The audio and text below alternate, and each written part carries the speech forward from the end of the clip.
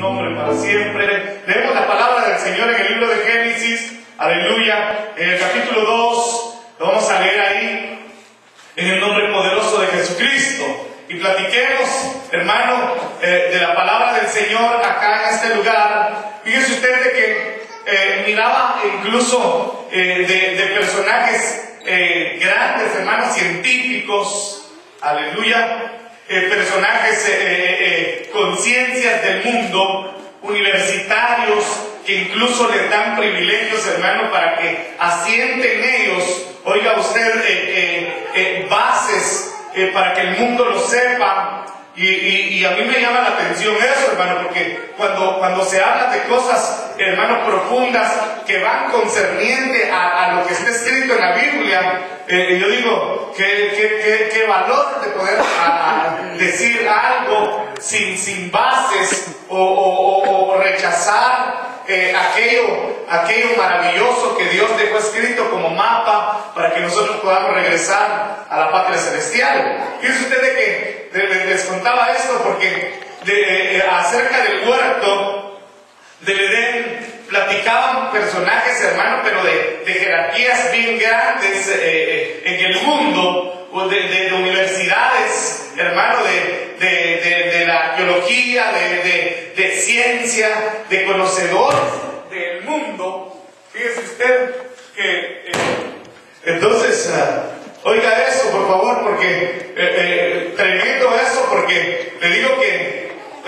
una de las cosas que dice que hablan ahí en esos lugares, hermano, los científicos que acerca del huerto, imagínense, empezaron a platicar y cómo es de que desde el principio, desde hace miles de años, hermano, oiga, que la gente ha oído acerca de aquel lugar donde Dios puso al hombre y a la mujer, hermano, que había formado en el principio, y que Dios los había establecido en ese lugar, y que en una ocasión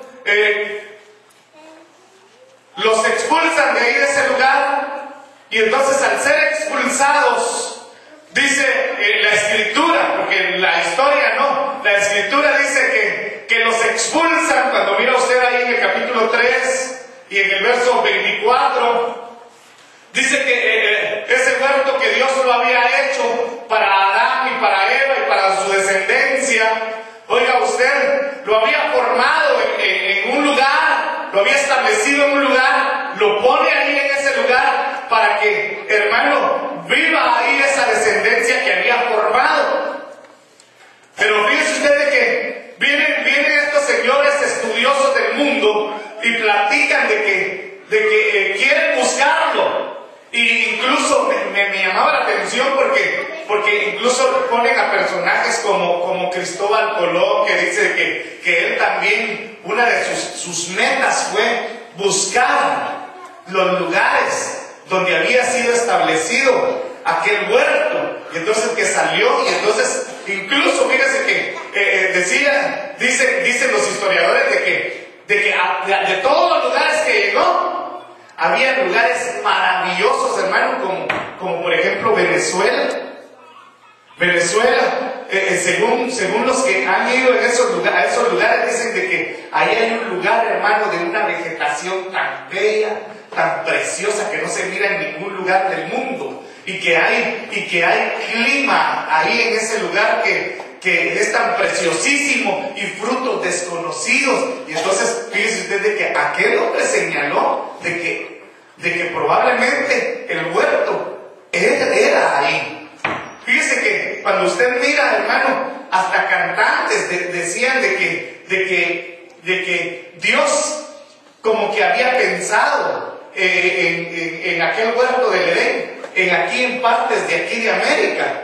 Y entonces a mí me llama la atención eso, porque dicen los científicos que como en el tiempo pasado, en los diluvios pasados, la tierra fue dividida.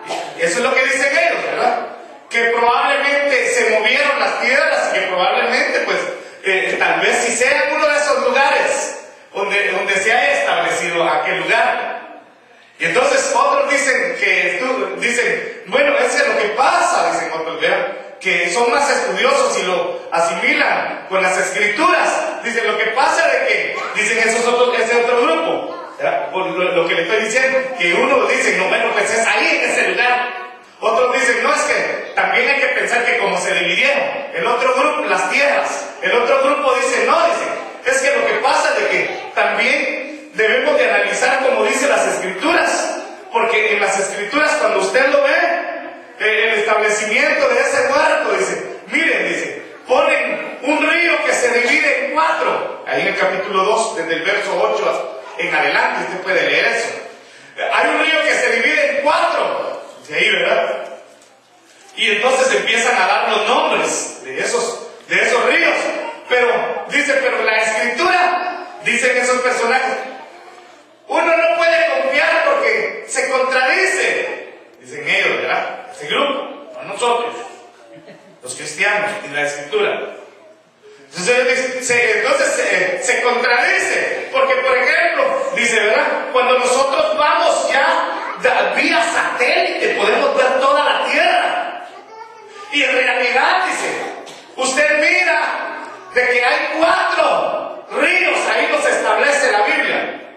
Pero si usted los empieza a leer, dice, no hay 4, hay solo 2, porque ellos dominan, ¿verdad? Geográficamente hablando.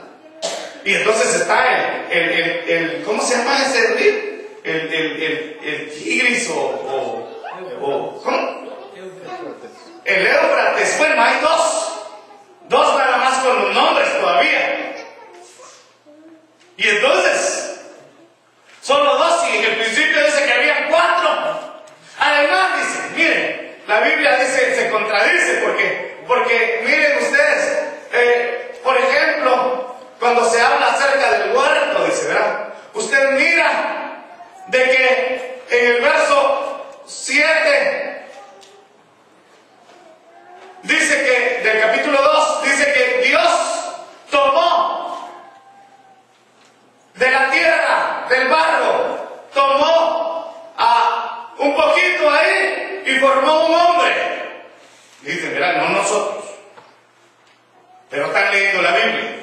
Pero la están leyendo, pero te están diciendo al mundo, oiga, asentando. Y el mundo, hermano, como nunca lee las escrituras, pues no haya que creer y termina confundido. Y entonces dice, miren, dice, tomó ahí a un hombre y lo establece en el huerto. Pero dicen entonces, pero miren la contradicción, dice, porque cuando uno ya va a ver profundamente, ahí los 2 capítulos, dice, ahí desaparece, según la geografía, 2 ríos. Y además de eso, como desaparecen 2 ríos y hay solo 2, se está contradiciendo. Además dice, como una de las cosas que sucede es de que allá ponen solo a Adán,